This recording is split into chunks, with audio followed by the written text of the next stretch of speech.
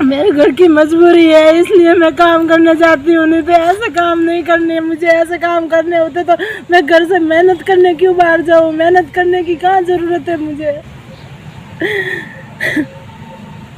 मेरे पति को भी उन्होंने फ़ोन लगाया, वो भी टेंशन के मारे आज 4-5 दिन से हॉस्पिटल में भी भर्ती थे। उनके ऊपर से गिरने से उनके सर में टाँकियाँ आए, उनकी भी तबीयत ठीक नहीं है। हम भी एक इज्जतदार लोग हैं, क्यों ऐसा इन लोगों ने किया? मतलब एक कांतिलाल जी थे वहाँ के रहने वाले, तो उन्होंने मेरा संपर्क करवाया संजय नाम के लड़के से।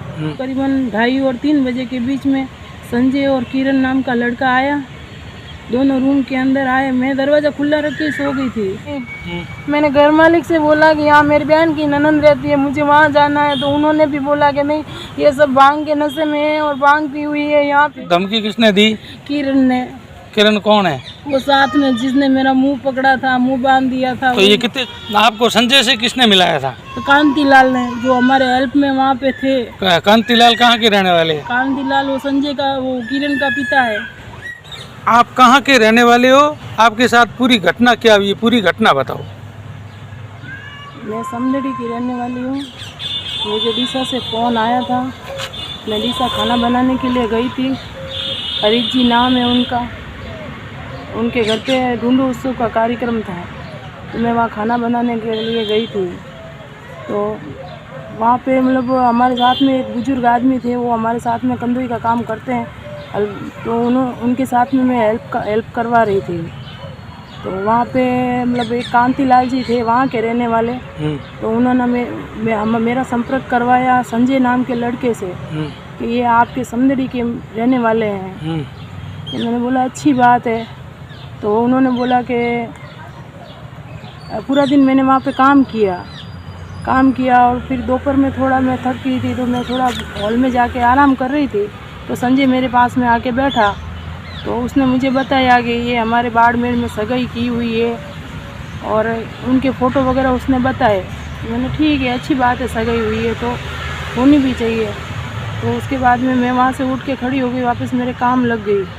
करने के बाद में शाम का खाना बनाने के लिए हम काम कर रहे थे, तो मेरे को बाथरूम लगा, तो मैं बाथरूम करने गई। बाथरूम के पास में एक रूम बना हुआ था, वहाँ पे संजय वहाँ बैठा था अंदर रूम में। मैं बाथरूम करके बाहर निकली तो संजय ने मुझे आवाज़ दी कि इधर आओ। मैंने बोला कि क्या काम है? तो कि आपका नंबर दो। तो मैंने बोला नंबर क्या, किस लिए चाहिए? तो मैंने मना किया। तो कि नहीं, आप कोई घर में कोई फंक्शन वगैरह हो या कोई कार्यक्रम हो, तो कोई काम काज हो तो फ़ोन। मैंने काम के इस विषय से मैंने उसको नंबर दिया मेरा। तो नंबर दे के मैं वापस बाहर आ गई। बाहर आने के बाद में मैं मेरे काम में लगी। फिर बाद में मैंने रात को मैं काम वगैरह सब ख़त्म करके मैं रूम में सोने के लिए चली गई। और बाहर हॉल में हमारे जो पास में जो काम कर रहे थे वो बुजुर्ग आदमी, वो हॉल में सो रहे थे। तो उन्होंने मतलब मैं रूम के अंदर सोने के लिए चली गई, तो संजय का कॉल आया और बोला कि मैं संजय बोल रहा हूँ। मैंने बोला कौन है? अनजान नंबर देख के पूछा मैंने, कौन बोल रहे हो? तो कि मैं संजय बोल रहा हूँ। मैंने बोला हाँ बोलो। तो बोले कि सब लोग सो गए क्या? मैंने बोला कोई सो रहा है, कोई जाग रहा है, कोई बातें कर रहा है। तो कि खाना वगैरह खा लिया? मैंने बोला हाँ खा लिया। तो क्या आपने खाना खाया? मैंने कहा मैंने नहीं खाया, मुझे भूख नहीं है, काम की वजह से थक गई हूँ इसलिए मुझे भूख नहीं है। तो क्या भूखे नहीं सोना चाहिए, आप पूरा दिन काम करते हो, थक जाते हो, मैं आपको पूरा दिन देखता रहा, आप खाना बना के थक जाते हो, फिर मुझे आपके ऊपर दया आती है, इतना काम करते हो। तो मैंने बोला काम तो करना ही पड़ता है। तो उसने बोला कि भूखा नहीं सोना, आपके लिए मैं कुछ लेके आता हूँ। मैंने बोला नहीं, इतनी रात को कुछ लेके आओगे तो कोई बोलेगा क्यों लेके आए हो, तो ख़राब अच्छा नहीं लगता है। तो मैंने मना किया। तो उसके बावजूद भी उसने जिद की और बोला कि नहीं, आपको मेरी कसम है, कुछ खाने के लिए मैं लेके आता हूँ तो खाना पड़ेगा। तो मैंने बोला ठीक है, लेके आना, पर किसी को बताना मत, चुपचाप ला के रख देना। इतना बोल के मैंने बोला मुझे नींद आ रही है, मैं सो रही हूँ, और फ़ोन मैंने रख के मैं सो गई थी। रात को करीबन 2:30 और 3 बजे के बीच में संजय और किरण नाम का लड़का आया, दोनों रूम के अंदर आए, मैं दरवाज़ा खुला रख के सो गई थी। वो रूम के अंदर आए, आके फिर बाद में वो किरण था, किरण ने मेरे हाथ पकड़े, मुंह बंद किया और संजय ने मेरे साथ में बहुत गलत किया। और संजय किरण ने मुझे गला दबा के धमकी भी दी कि किसी को बोला तो मैं ख़त्म कर दूँ, मार दूंगा, जान से मार दूंगा। दूसरे दिन सुबह में उसने संजय को निगरानी के लिए छोड़ रखा था कि ये इसके ऊपर ध्यान रखो कि ये किसी को बात बताए नहीं। मैंने घर मालिक से बोला कि यहाँ मेरी बहन की ननंद रहती है, मुझे वहाँ जाना है, तो उन्होंने भी बोला कि नहीं, ये सब भांग के नशे में है और भांग पी हुई है, यहाँ पे यह कोई सुनवाई नहीं करेंगे आपकी, और यहाँ से अभी किसी की जाने की हिम्मत नहीं है, किसी को गाड़ी भी नहीं चला सकते, इतनी भांग पी रखी है। तो फिर मैंने वो निराश हो के मैं चुपचाप वापस घर चली आई। सुबह में वो 5 बजे की ट्रेन से समदड़ी चली आई। समदड़ी आने के बाद में मैंने हमारे समाज के 2 लोग हैं, एक तो वो थराद के रहने वाले हैं मनु महाराज, उनसे बात की तो उन्होंने बोला कि हम कुछ करते हैं आपके लिए, बात करते हैं उन लोगों से। तो उन्होंने बात करके उन लोग इतना घुमाया 15-20 दिन है, उन लोगों ने मेरा टाइम ऐसे बातों में घुमा के उनको पूरा किया। फिर मैंने मेरे जमाई से बात की तो उन्होंने बोला मम्मी की इज्जत की बात है, इसलिए कुछ नहीं बोलना चाहिए, अब जो हो गया सब भूल जाना चाहिए। तो मुझे ये बात नहीं सहन हो रही थी। तो आपने किसको बताया घर में?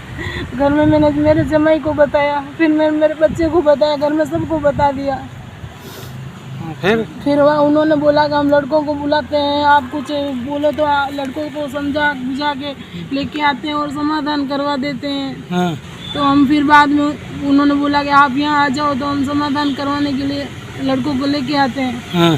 तो वो समाधान करने के लिए मेरा मन नहीं था तो भी मैं गई। चलो हिम्मत रख के मैं गई भी थी वहाँ पे। फिर वहाँ जाने के बाद में वहाँ पे भी मेरे बच्चे को भी धमकाया उन्होंने। वो समाज के वो 5 लोग इकट्ठा होके आए थे। कौन थे?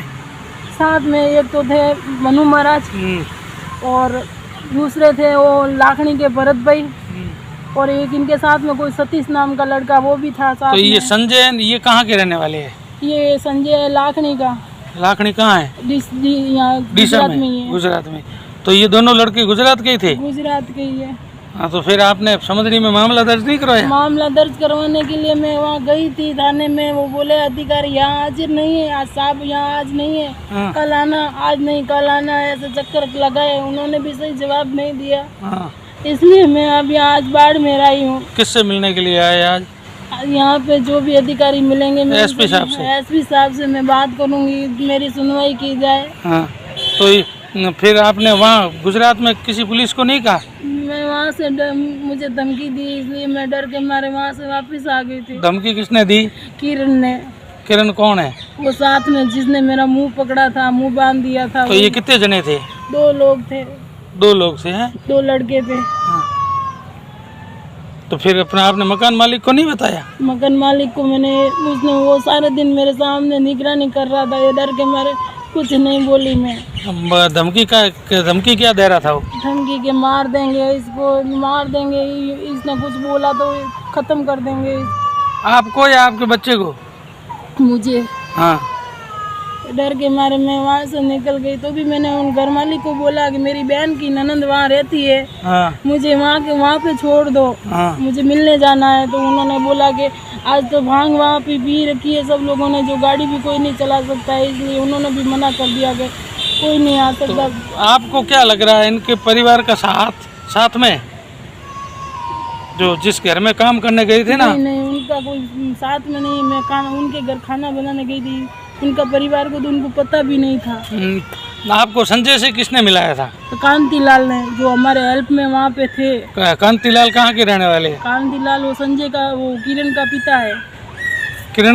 किरण का पिता है वहाँ, जो किरण जो मेरा मुंह बांध रखा था, हाथ पकड़ रखे थे, उसका बाप है वो।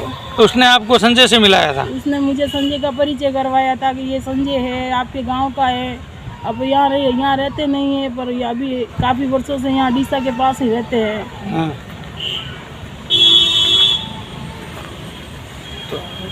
अभी आप मामला दर्ज करवाने आए हो आज? मैं मामला दर्ज करवाने आई हूँ। मुझे कल भी कहीं वहाँ से कोई पुलिस वाले का फ़ोन आया कि आपको आपके ऊपर केस किया है, वो किया है, ये किया है।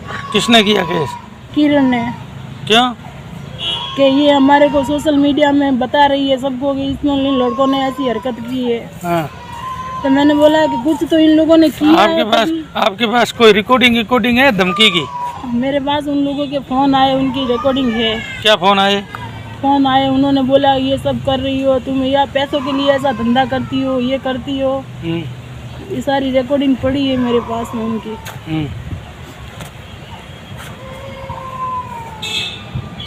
तो इसका मतलब ना पिता ने परिचय करवाया ना बेटे ने ऐसा काम किया? हैं? हाँ। क्या हुआ? पिता ने परिचय करवाया और बेटे ने, और वो संजय और वो दोनों दोस्त थे। उन्होंने ये प्लानिंग बनाई, क्या पता क्या किया। मैं तो इन लोगों को जानती भी नहीं थी। दिशा में मैं ये वैसे कई बार मैं पहले भी जा चुकी हूँ कई लोगों के घर पे खाना बनाने के लिए। पर सबके घर में बड़े बेटे होते हैं, जवान लड़के भी होते हैं, बुजुर्ग भी होते हैं। कभी कभी आज 15 साल से मैं खाना बना रही हूँ, पर मेरे साथ में कभी ऐसा नहीं हुआ। उन लोगों ने बहुत गंदी हरकतें की है मेरे साथ में। ठीक है,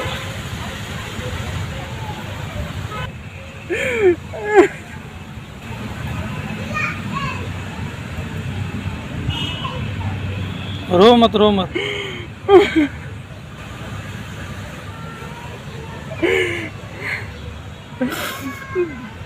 मेरे घर की मजबूरी है, इसलिए मैं काम करना चाहती हूँ। नहीं तो ऐसे काम नहीं करने। मुझे ऐसे काम करने होते तो मैं घर से मेहनत करने क्यों बाहर जाऊँ? मेहनत करने की कहाँ ज़रूरत है मुझे?